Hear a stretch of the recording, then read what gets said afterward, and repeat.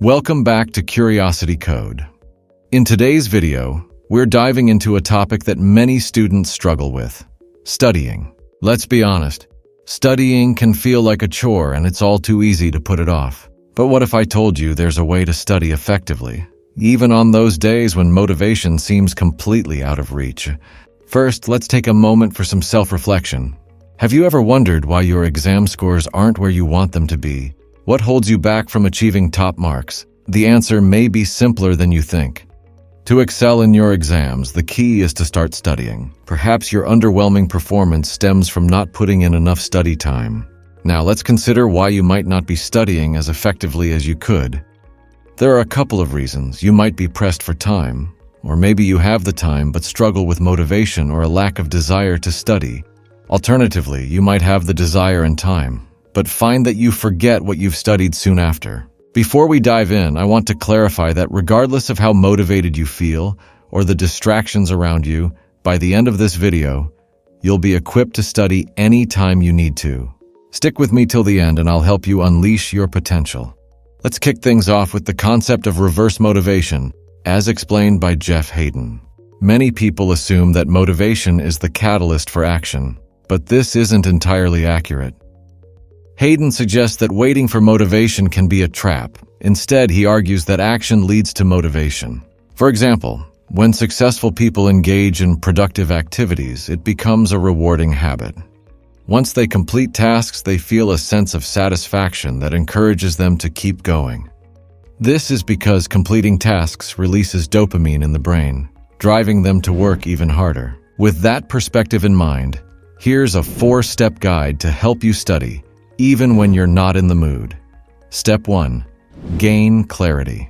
A common reason we struggle to study is uncertainty about what to focus on, when to study, or how long to dedicate to it. Therefore, the first step is to gain clarity on these aspects. You could create a study plan, such as deciding to tackle questions from 2 p.m. to 4 p.m. after lunch. Now that you know where to begin and when to study, you've connected your study session to an established daily habit like having lunch. This technique, known as habit stacking, works by associating a new habit with an existing one, serving as a daily reminder to foster a new study routine. Step 2. Getting started. Next, let's discuss how to initiate your study session. I know it can be daunting, so if you missed any points, feel free to rewind and review.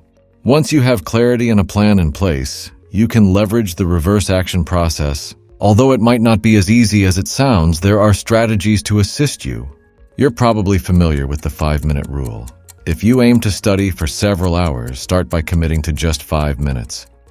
Just sit down in front of your books and tell yourself to study for those few minutes. This can help you overcome the initial resistance, making it easier to continue once you've started. To recap, you first created a study plan, then initiated your study session. Now let's move on to the third step. Step 3.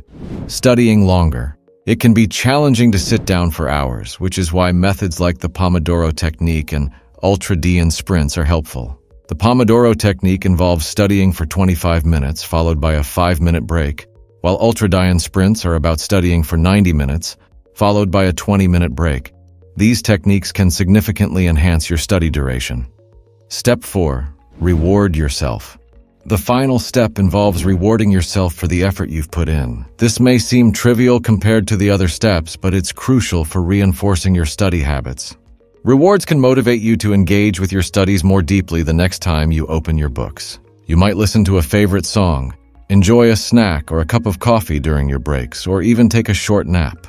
It's essential to plan these rewards as they activate your reward system, enhancing your performance and giving you the motivation to tackle your goals.